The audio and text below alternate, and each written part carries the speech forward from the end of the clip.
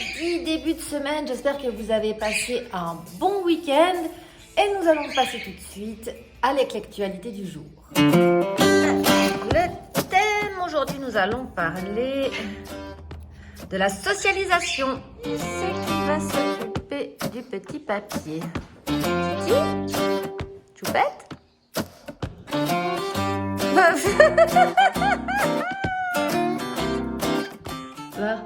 Apparemment, j'ai vraiment pas des oiseaux doués. Alors, qu'est-ce qu'on va parler? Quand commence la socialisation? La socialisation de l'oiseau commence dès sa sortie de l'œuf. Ce sont d'abord les parents qui s'occupent de socialiser, puis ce sont ensuite les autres adultes du groupe social lorsqu'ils sortent du nid. Mais ce processus varie selon la maturité de l'oiseau et bien sûr aussi selon l'âge et l'espèce et l'éthogramme. Ici, nous prendrons l'exemple du gris du Gabon. Chez le gris du Gabon, jusqu'à 6 mois, la socialisation n'est pas vraiment faite de règles. C'est fait de jeux, on s'amuse, on joue, on découvre des choses sans contrainte et sans obligation. À partir de 6 mois, c'est là que ça devient un petit peu une phase critique. Il faut commencer à enseigner les règles de socialisation à l'oiseau, mais en faisant quand même bien attention qu'il ne peut pas tout intégrer. Ça lui demandera du temps. À partir de 12 mois, c'est là qu'il faudra vraiment être très constant. L'oiseau va commencer à assimiler les règles et il va donc les tester, voir s'il a bien compris et affiner son comportement. À 2 ans, les règles doivent être assimilées et c'est à ce moment-là qu'il prend conscience des conséquences du respect ou du non-respect de ces règles.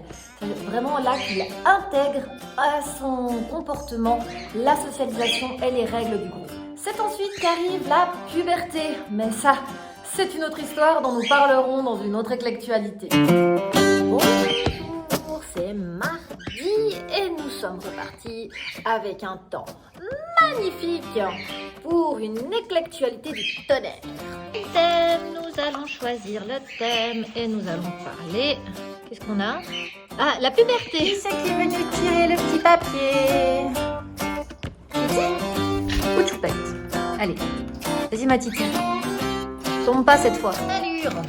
Dans la puberté, nous allons aborder le perroquet teste les règles. Comme je l'ai souvent dit, la puberté chez l'oiseau, c'est un petit peu comme la puberté chez les humains. L'oiseau va commencer à vouloir son indépendance et à vaciller entre dépendance et indépendance. La puberté, c'est la période la plus sensible pour nous, détenteurs de perroquets, car après quelques années d'une vie juvénile, notre bébé s'affirme et nous ne le reconnaissons pas. C'est la période où votre oiseau va vous tester, va tester les règles, va tester les acquis et les appris pour être sûr que ce soit toujours valide en tant qu'adulte. Vous le verrez bien, quand l'oiseau tentera de tester une règle qu'il connaît, il vous regardera du coin de l'œil. Si je prends l'exemple toujours de mon coin de meuble à grignoter, il sera positionné en place, vous regardera du coin de l'œil, approchera son petit bec et là, tentera de grignoter en regardant votre réaction. D'être constant et de lui expliquer toujours que cette règle, elle est valide, qu'il n'a toujours pas à grignoter le coin du meuble, vous le distrayez avec autre chose. Dès le moment où il ne touche plus au meuble, vous le félicitez. Mais ne vous inquiétez pas, cette période ne dure pas toute la vie. Une fois que la période est passée, que la maturité arrive, les règles ne sont généralement que très rarement remises en question. C'est le milieu de la semaine. Encore une fois, nous avons un superbe temps. L'été s'est fait attendre, mais apparemment il est là. Et c'est parti pour l'actualité du jour. Alors, le thème. Aujourd'hui, nous allons parler de l'éthogramme. Petit jeu dans la boîte. J'ai caché sous chaque petit papier une petite amande ou une petite noix ou quelque chose. Le sujet, nous allons parler de l'utilité de l'éthogramme. Pour rappel, établir un éthogramme, c'est en fait établir une sorte de liste de tous les comportements naturels, soit d'une famille d'individus, soit d'une espèce, soit d'un individu en lui-même. Un éthogramme formel, c'est recenser ce que fait un oiseau, quand il le fait, comment il le fait et pourquoi il le fait. L'utilité de connaître un ethogramme, c'est bien sûr de pouvoir adapter l'habitat de l'oiseau à ses modes de vie naturels. Par exemple, dans l'ethogramme spécifique des éclectus, on peut prendre leur alimentation.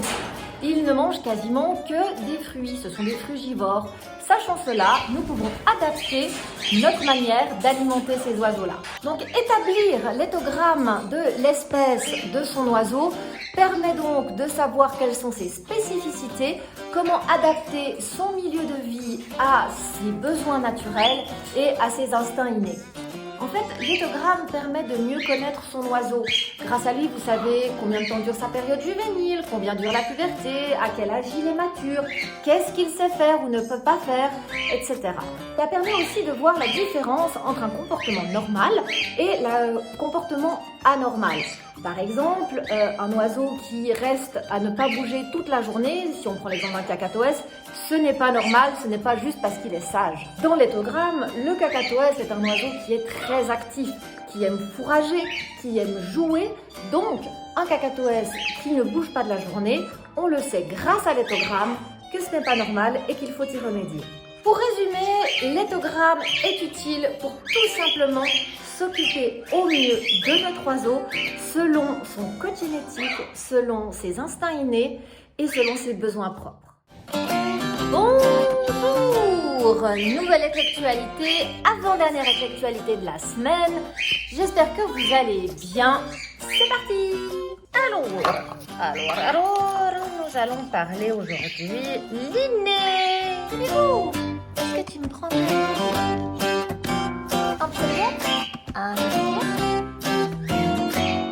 Ouais, t'aimes me mettre des vents comme ça, t'aimes ça, copain. Alors on fait ce qu'il faut, on tire soi-même le sujet. Nous allons parler de l'instinct sexuel. Quand on parle des grands instincts primaires chez les perroquets, l'instinct sexuel en fait partie au même titre que l'instinct de proie, l'instinct grégaire, etc. L'instinct sexuel, c'est ce qui pousse le perroquet à trouver un compagnon pour la vie. Il y a plusieurs types d'unions, mais en règle générale, le perroquet est fidèle en amour.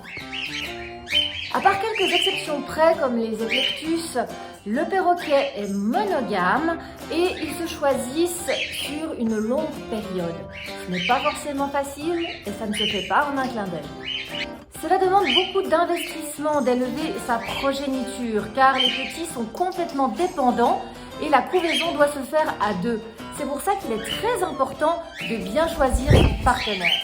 Et cet instinct qui les pousse à trouver un nid, à se reproduire, à pondre des œufs et à défendre leur nid. Le plus gentil des perroquets peut devenir un vrai pitbull s'il a décidé que vous ne devez pas approcher de son nid. Pour résumer, l'instinct sexuel fait partie de ce qui fait l'essence et la nature du perroquet. Son côté monogame, fidèle en amour et grégaire. Bonjour, c'est vendredi, dernière actualité de la semaine. Mais c'est la fin de semaine, bientôt le week-end. Il y en a un autre qui est content là. Allure, le thème. Nous allons parler des idées reçues. Yes. Est-ce que tu choisirais le sujet? Vas-y. Allez. T'en avais choisi un, vas-y. Alors, le sujet, qu'est-ce qu'on nous dit? Les perroquets ne sont pas exclusifs. Une idée reçue, ou en tout cas ce qu'on entend souvent de la part des perroquets, c'est qu'ils sont exclusifs, qu'ils ont leur humain chouchou, que c'est normal s'ils rejettent les autres. Mais en réalité, il n'en est rien.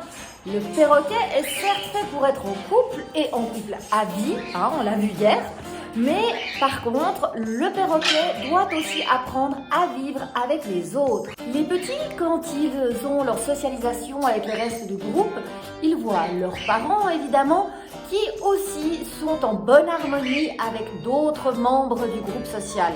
En captivité, la plupart des EM étant élevés seuls, dans une petite boîte sous une lampe chauffante, ils n'ont pas l'exemple de ce côté en couple et en groupe. À l'encontre de la socialisation, il y a donc l'instinct, comme on a vu hier, qui voulait que le perroquet se mette en couple et que c'est important pour lui. Mais cet instinct, sans la socialisation, de pouvoir vivre en groupe, amène à de l'exclusivité. Donc, pour résumer, non, ce n'est pas dans la nature du perroquet d'être exclusif, c'est le mode d'élevage et une mauvaise socialisation qui le rend ainsi. Et voilà, c'est la fin de cette éclectualité. Je vous souhaite à tous une bonne semaine à venir. Et si vous ne voulez pas louper les éclectualités au jour le jour, au quotidien, à ce moment-là, je vous laisse vous inscrire sur mon compte Instagram.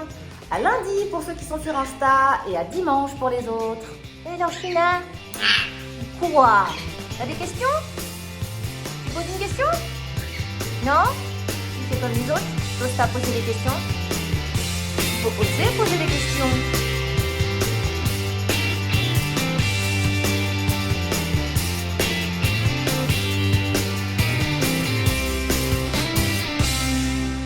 Ha ha ha!